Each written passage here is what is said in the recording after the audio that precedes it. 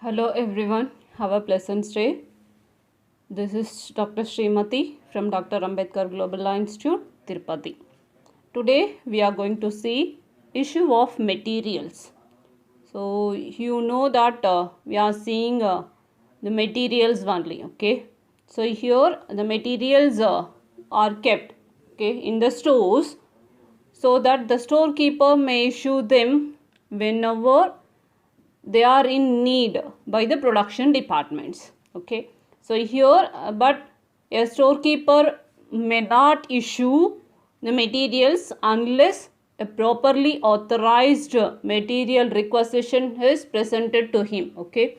So here what he has to do is he has to issue the materials to the proper person and it should be in a prescribed format, right. So here the material requisition. So what is material requisition, which has been done by whom?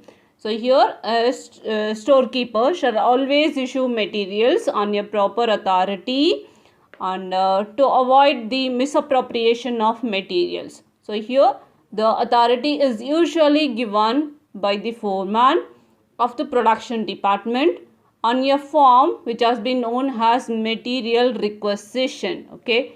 Then how the ruling of the form, how the form will be appear, means it differs from one production department to another production department or one company to another company, and then it depends upon with the form is having with the company's name, and then it's about a material or stores requisition, and then department, job number. So and then here it has been addressed to the store keeper, and then it gives a content that please issue the materials stated herein. So here the descriptions of material and then code number, and then how much quantity it is required, then bin card number, stores ledger folio, everything has been recorded. Finally this requisition form will go to the cost department, cost office, for valuing the materials. The rate and amount, okay, for this, and then which has been authorized by and issued by and received by and checked by. So all these details are available in a material requisition form, okay. So here after this receiving the requisition, it should be numbered properly and it has been received by the storekeeper. After issuing this, the same should be recorded in the bin card. So has to mention the amount, the quantity of material which has been issued, so that it is easy for again making an order. So here after doing all these things, the storekeeper will issue the material to the authorized person, and then they have to check it how much they have received, and the same form should be submitted to the storekeeper, okay. So this is about how the material requisition will be available. And then here when it goes to the cost office for valuing the materials, so the methods, there are different methods of valuing the material issues. So here these materials are issued from the stores or debited to the jobs, okay, or the works order, then which is received from them, and then it has been credited to the materials account. So here those jobs are debited with the value of material which has been issued to them, okay. So here it's most important to value the materials which has been issued to the particular job or particular work to the production department.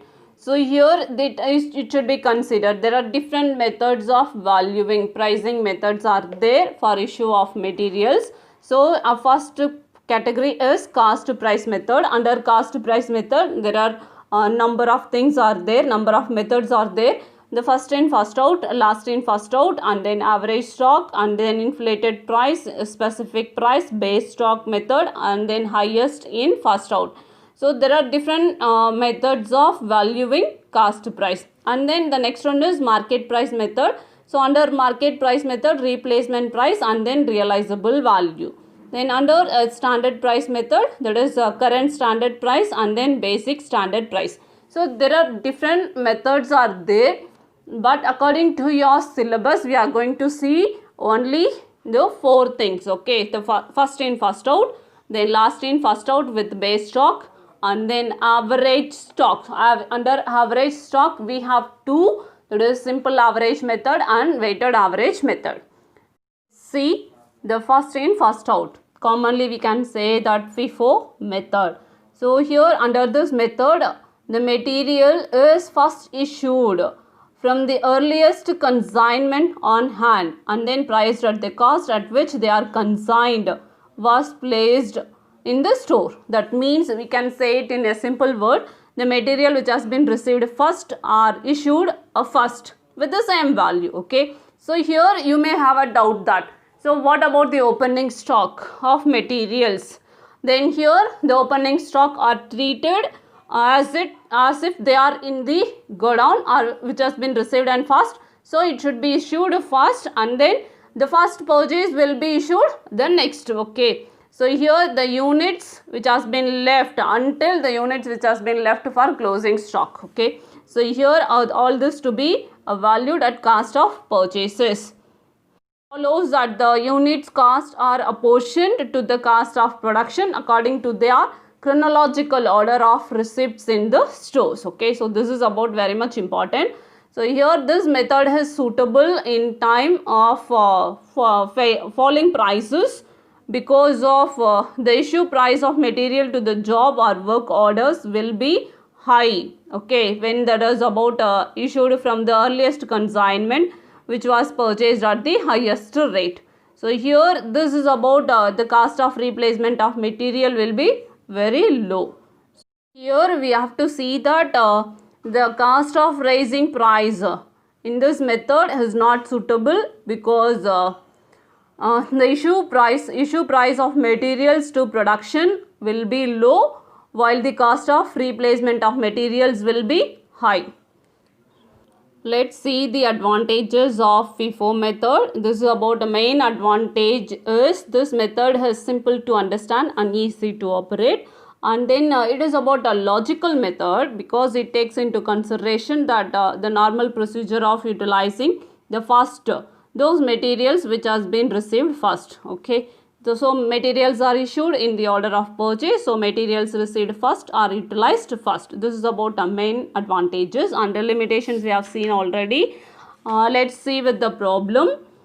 Problem is the received side of the store's ledger account shows the following particulars. January 1 opening balance is 500 units at rupees 4. January 5 received from vendor 200 units at 4 rupees 25 paise, and then January 12 received from vendor 150 units at 4 rupee 10 paise, and then January 20 received from vendor 300 units at 4 rupee 50 paise. January 25 received from vendor 400 units at 4 rupees. So issue of materials were as follows. On January 4, 200 units, January 10, 400 units, January 15, 100 units, January 19, 100 units, January 26, 200 units, and January 30, 250 units. So issues are to be priced on the principle of first in, first out. So write out the store's ledger account in respect of materials for the month of January. Store's ledger account, date column, particulars column, receipt column, issues column, and balance column. This is about a major column. Under that again 3 sub columns we have to put quantity and then total cost, unit cost. Then quantity, total cost, unit cost, and in balance also quantity, amount, then per unit. So this is about how you have to starting with January 1 balance. This is opening balance, so it should come under balance only, not under receipts, not under issues. Under balance it is 500 units, amount is 2000 rupees. How? 500 units multiply with 4 rupees. Okay, so it is 2000 rupees. Then on January 4 requisition slip, quantity issued is 200 units, the unit cost is 4 rupees, total cost is 800, and the balance is, and then how much it is, 300 units, 4 rupees, 1200 amount. And then goods received note, when it has been received, 200 units, 4 rupee 25 paise. So total cost is 850 rupees. It is not under issue. So 300 units, that is the balance of last January 1, 300 units, 1200 rupees, 4 rupees, and then per unit. Purchase now is 200 units, 4 rupee 25 paise. Total cost is 850. Then on 10th, again requisition slip, about 400 units. So in that 400 units, we have to take 300 first, which has been received. So that 300 we have to take, balance is 100 units, that we have to take it from 200 units. So 300 units, 4 rupees 1200, 100 units, 4 rupee 25 paise per unit cost. So amount is 425, and the balance is only 100 units. Then 4 rupee 25 paise, 425 is the balance. And then goods received note, again it has been purchased 150 units, 4 rupee 10 paise. So it is 615 rupees. No issues. So balance of 100 as it is, it comes down. And then purchasing of new one 150 units for 4 rupee 10 paise per unit. And then again it has been requisition slip from the production department. So issues 100 units. So take it as such, 100 units, 4 rupee 25 paise, it goes first out. And then the balance is 150 units for 4 rupee 10 paise per unit. And then again requisition, it is for 100 units.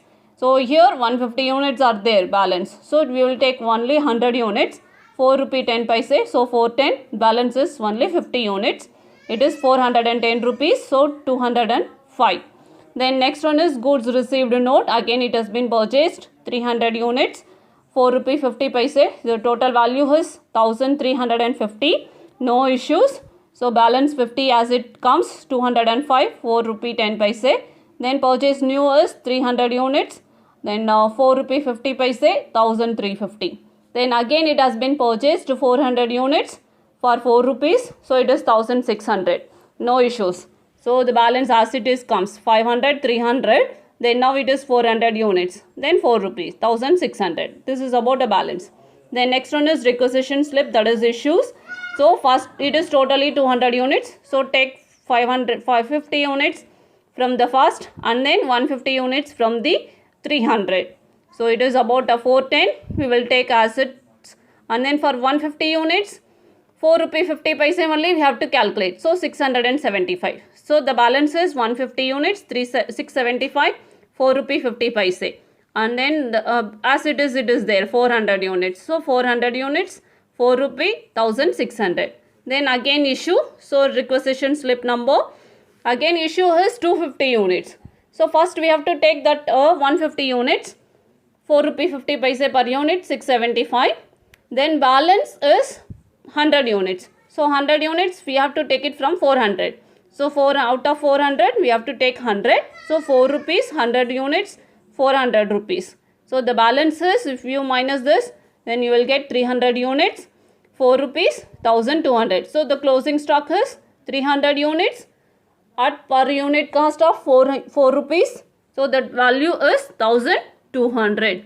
So this is how you have to do it. So whatever comes first, it goes out first with the value of the same how it has been purchased. Okay, I think I have done. If you have any queries, you please put it in the comment box. I am ready to explain to you. Until the next, it's bye from Srimati. Thank you.